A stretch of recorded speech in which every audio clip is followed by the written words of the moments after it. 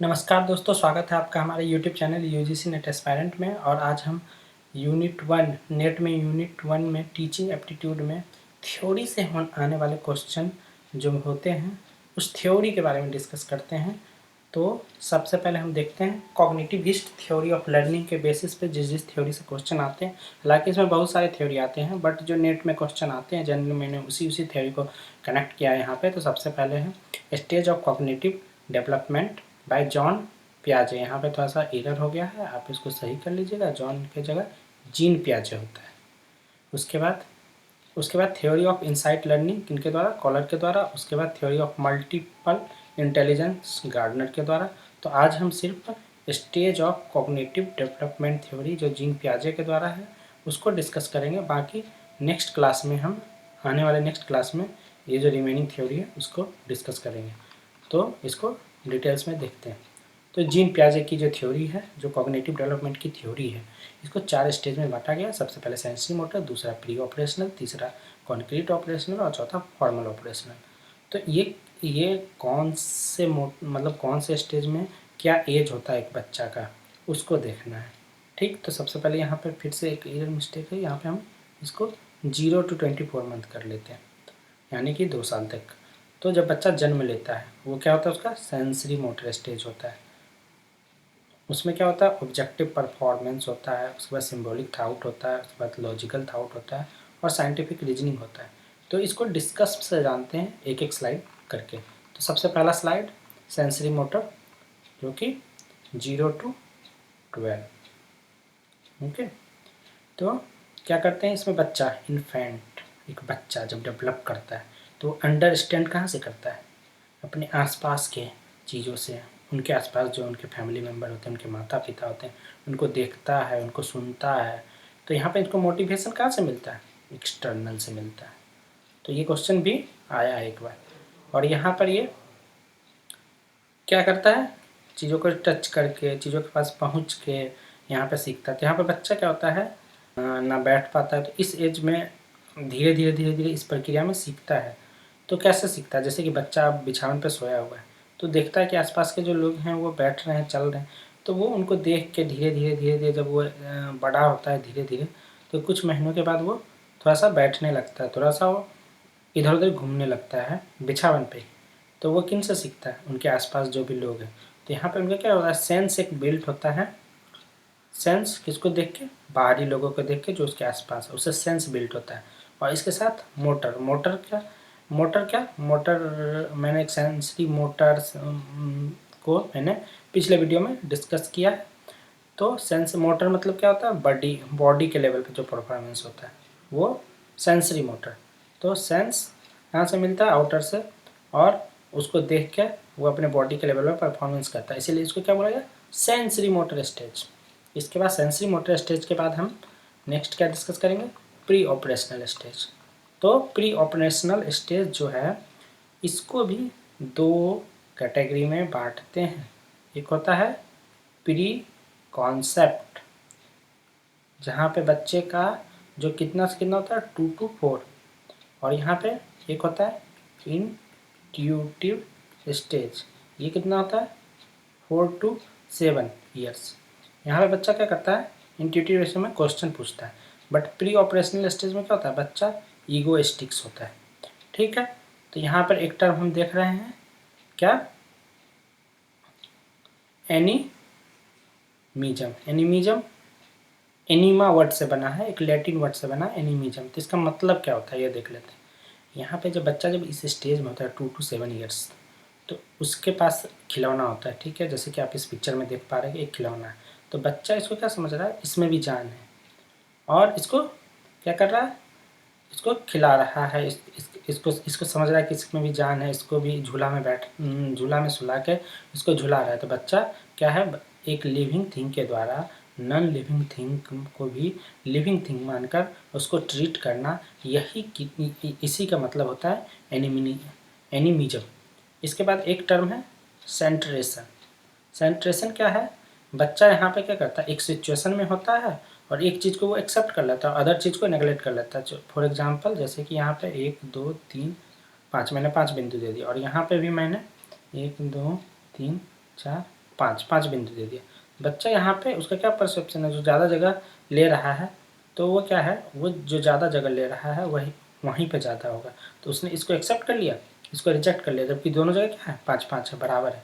तो यहाँ पर क्या होता है, सेंट्रेशन मतलब एक चीज़ को एक्सेप्ट कर लिया, एक सिचुएशन को, अदर को निगलेक्ट कर लिया। उसके बाद एक है सिम्बॉलिक रिप्रेजेंटेशन। यहाँ पे बच्चा ठीक ढंग से बोल नहीं पा रहा है।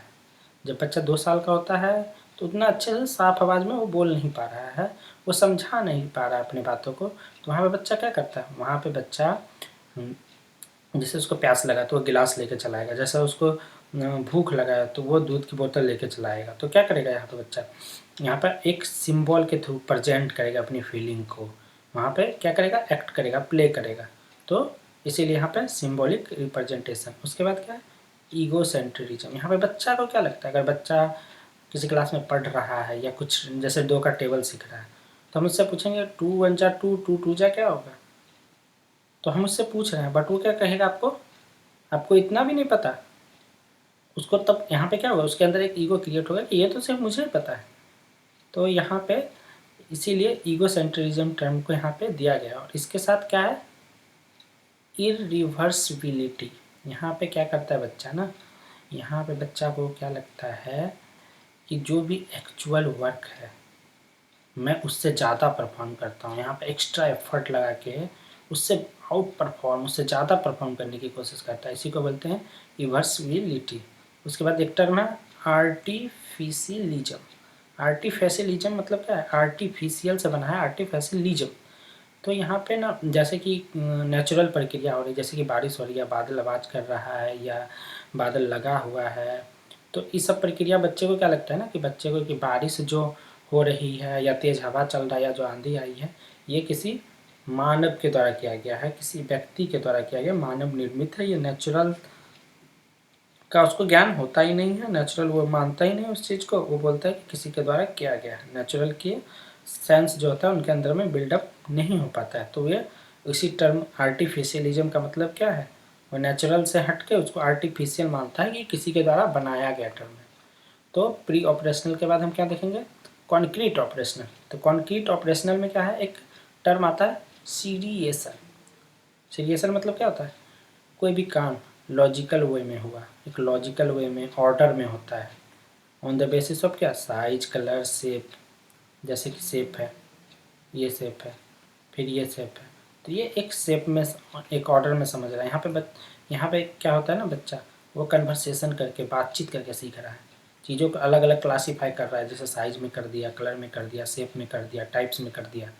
तो और यहाँ पे क्या कर रहा है, ये क्यों कर पा रहा है, यहाँ पे इस तरीके से क्यों कर पा रहा है, क्यों, क्योंकि यहाँ पे क्रिटिकल इवेल्युएशन कर रहा है।